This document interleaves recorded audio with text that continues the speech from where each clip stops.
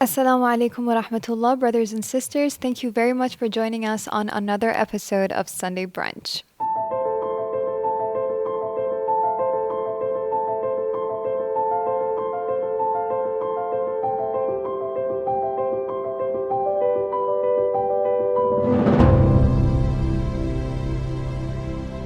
Assalamu alaikum, Sayyidina. Assalamu wa rahmatullah. Thank you for being with us. So today we're going to be talking about something that, well, actually no one else really talks about, and someone has to do it at some point, which is appreciating the earth. First thing first, which is basically the most important question we can ask regarding this topic, is that does it have any Quranic, Islamic references? Does our religion tell us anything about being nice to the earth, appreciating it, saving our planet? Bismillah ar-Rahman ar-Rahim. Absolutely. I think that's one topic that you find oftenly discussed by world leaders. I believe that there are many references within the Holy Quran about this topic. There was a special manner in which the Prophet wanted us to deal with the environment, and there was a special appreciation that he had, and he taught that to his companions and those around him, to for example, animals and trees and plants. So for example, we have many traditions from the Prophet that encourages the believers to plant trees. And for example, the Prophet ﷺ says, "ما من رجل يغرس غرسا إلا كتب الله له من الأجر قدر ما يخرج من ثمر ذلك الغرس." He says, if any person, plants a tree, and this tree gives fruits or flowers, or then this person will end up getting reward. And reward could be, removal of sin, forgiving of sin. It could be, Elevation, an elevation in status, a mean of forgiveness. As long as this tree lives, and as long as this tree gives fruits. لا تقطعوا نخلا, the Prophet says, do not cut a palm tree.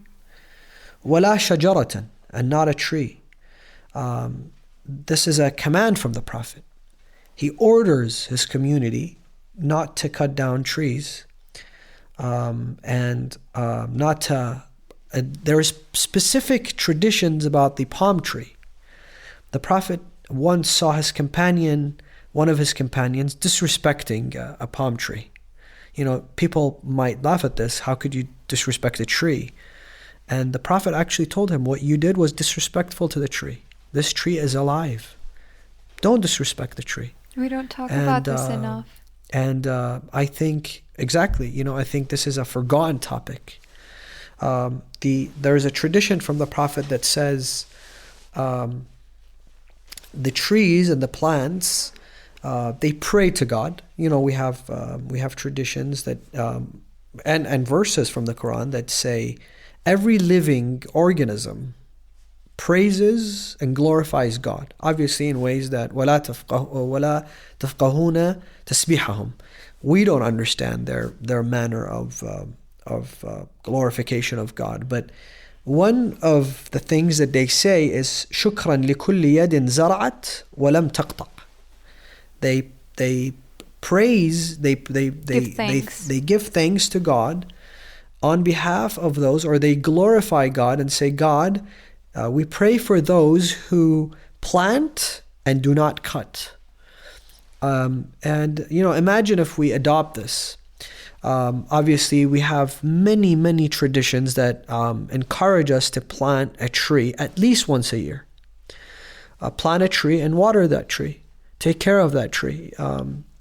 I know people now that have lived in the West for a long time that end up, buying Christmas trees and putting it at their home, and they ask us, is this allowed? Is this not allowed? To me personally, it's not a discussion of of significance for me to come and talk about it in details. I mean, if you really feel like you want to have a Christmas tree at your home, then be it. But, that tree is being cut and used for a couple of days at your home and then it's done. Its life is literally over. Instead, why don't you learn planting trees? And that is something that is Islamic. And I think one of the things that also indicates the same notion is lack of israf.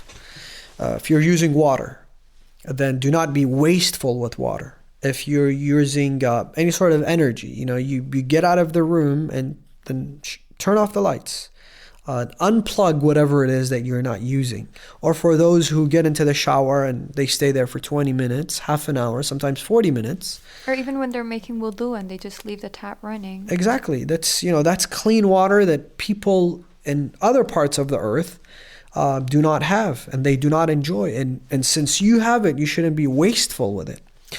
In fact, there's a hadith that I wanted to, it's a nice hadith I think we can all learn from.